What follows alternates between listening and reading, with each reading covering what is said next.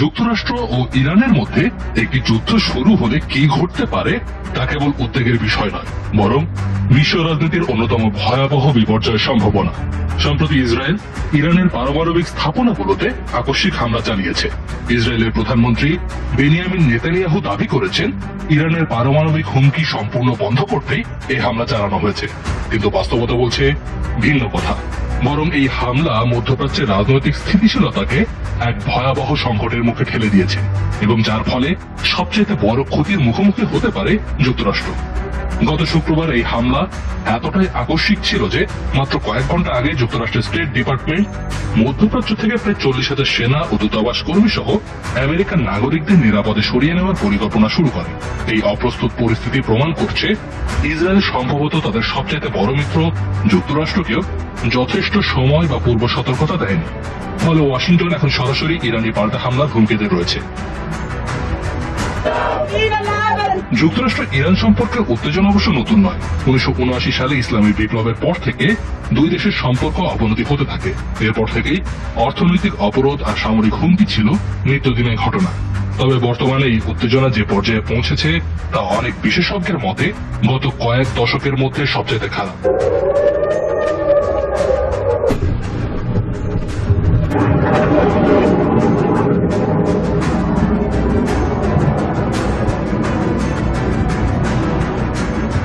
এমনকি প্রেসিডেন্ট ট্রাম্পও স্বীকার করেছেন, পরিস্থিতি নিয়ন্ত্রণের বাইরে চলে যাওয়ার সম্ভাবনা খুবই বেশি।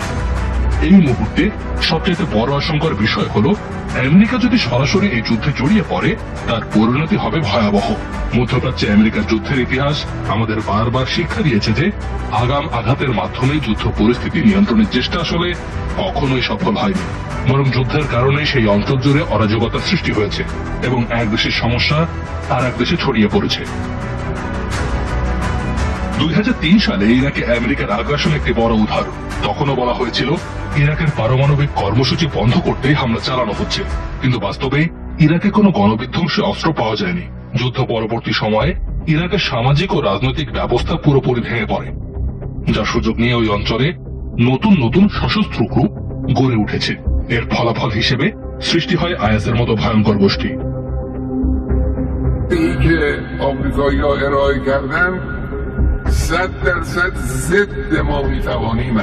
এই মুহূর্তে ইরান হচ্ছে মধ্যপ্রাচ্যের অন্যতম শক্তিশালী প্রতিরক্ষা ব্যবস্থার অধিকারী একটি দেশ। ইরানের রেভলিউশনারি গার্ডস IRGC এর প্রায় 1,90,000 সক্রিয় সদস্য ও বাসিজ নামের 10 লাখ সদস্যের আধা সামরিক বাহিনী রয়েছে।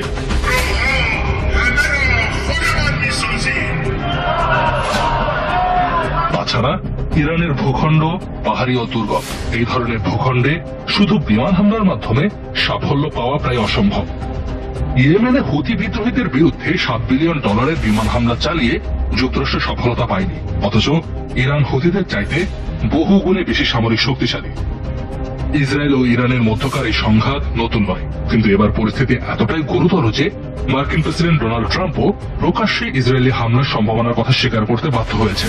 তবে আমেরিকাকে যথেষ্ট সময় না দিয়েই ইসরায়েল এই হামলা চালিয়েছে।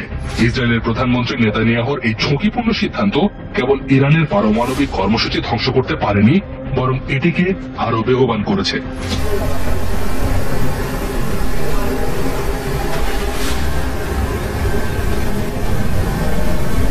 জাতিসংঘের আন্তর্জাতিক পারমাণবিক শক্তি সংস্থা IAEA এর তথ্য অনুযায়ী ইরানে বর্তমানে প্রায় 3,000 পারমাণবিক বিশেষজ্ঞ শুধুমাত্র ইস্পাহান কেন্দ্রেই কর্মরত রয়েছেন। এছাড়াও দেশটির বিভিন্ন অঞ্চলে আরো কয়েক হাজার গবেষক পারমাণবিক উন্নয়নে সরাসরি সম্পৃক্ত। ফলে হামলার মাধ্যমে এই কর্মসূচি পুরোপুরি বন্ধ করা অসম্ভব।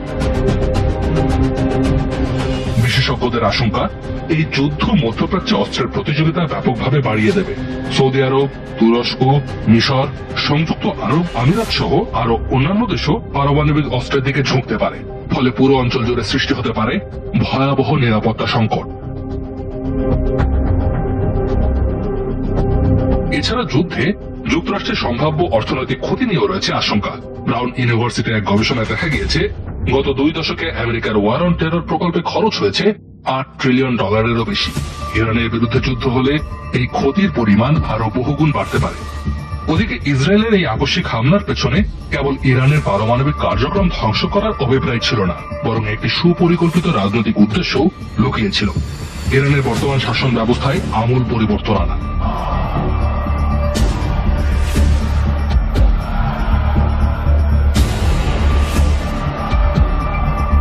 প্রধানমন্ত্রী নেতানিয়াহু খোলাখুলিভাবেই বলেছেন এই সংঘাত ইরানের রেজিম চেঞ্জের দিকে এগিয়ে যেতে পারে। যুক্তরাষ্ট্র অতীতে এই ধরনের পরিবর্তনের পথ প্রশস্ত করতে আগ্রহী থাকলেও এখনকার বাস্তবতা অনেক জটিল। ইরান একটি গাঁটছাড়া বাঁধা রাজনৈতিক কাঠামোর উপর দাঁড়িয়ে, যেখানে জনগণের ভোট থাকলেও মূল নিয়ন্ত্রণ রয়েছে সুপ্রিম লিডার ও তার আশেপাশে ধর্মীয় ও সামরিক অভিজাতদের হাতে। এই অভিজাতদের মধ্যে সবচেয়ে শক্তিশালী গোষ্ঠী হল ইসলামিক রেভলিউশনারি গার্ড কর্পস বা আইআরজিসি। সামরিক শক্তি ছাড়াও তারা দেশের অর্থনৈতিক অনেক বড় অংশ নিয়ন্ত্রণ করে, এমনকি নিষেধাজ্ঞা এড়াতে গোপন বাজারও পরিচালনা করে থাকে বলে অভিযোগ রয়েছে। যদি যুদ্ধ পরিস্থিতিতে ইরানের ধর্মীয় নেতৃত্ব দুর্বল হয়ে পড়ে, তবে আইআরজিসি সবচেয়ে সম্ভাব্য শক্তি যাদের হাতে দেশ পরিচালনার ভার যেতে পারে। কিন্তু এই গোষ্ঠী পশ্চিমা বিরোধী এবং ইসরায়েল বিরোধিতায় আরো আগ্রাসী। কাজে নেতৃত্ব পরিবর্তনের পর ইরান থেকে যুক্তরাষ্ট্র বা ইসরায়েলের সঙ্গে বন্ধুত্বপূর্ণ সম্পর্ক প্রতিষ্ঠিত হবে এমনটা কল্পনা করাও অবাস্তব। বরং নতুন করে একটি আরো অস্থির, যুদ্ধ করতে মুখিয়ে থাকা ও আত্মনির্ভরশীল ইরান আবির্ভূত হতে পারে, যা ইসরায়েল ও আমেরিকার আরো বড় মাথা ব্যথা হয়ে দাঁড়াতে পারে। বিশ্ব সম্প্রদায় এই যুদ্ধের বিপক্ষে। ইউরোপীয় ইউনিয়ন, রাশিয়া, চীন সহ বিশ্বের বহু দেশ যুদ্ধ এড়িয়ে সংলাপের মাধ্যমে সংকট সমাধানের আহ্বান জানিয়েছে। ফ্রান্সের প্রেসিডেন্ট ইমানুয়েল মাখো বলেছেন, বল প্রয়োগ করে ইরানের সরকার পরিবর্তনের চেষ্টা হবে কৌশলগত ভুল। জাতিসংঘের মহাসচিব আন্তোনিও গুতেরেস বলেছেন, নতুন একটি যুদ্ধ পুরো মধ্যপ্রাচ্যকে ভয়াবহ মানবিক সংকটে ঠেলে দিতে পারে। صدایی که شنیدی فضای غبارآلوده استادیوم প্রেসিডেন্ট ট্রাম্প তার প্রথম মেয়াদে নতুন কোন যুদ্ধ শুরু করেন, এটিকে তিনি তার অন্যতম অর্জন হিসেবে দাবি করেন। সুতরাং তার উচিত হবে যুদ্ধ এড়িয়ে কূটনৈতিক পথে সমস্যার সমাধানের জন্য শক্তিশালী ভূমিকা নেওয়া। পৃথিবীর ইতিহাস বলছে, যুদ্ধ কখনো শান্তি আনতে পারে না। যুদ্ধ কেবল নিয়ে আসে মৃত্যু, ধ্বংস ও দীর্ঘমেয়াদী মানবিক সংকট। এখনো সময় আছে সেই বিপর্যয় এড়ানোর।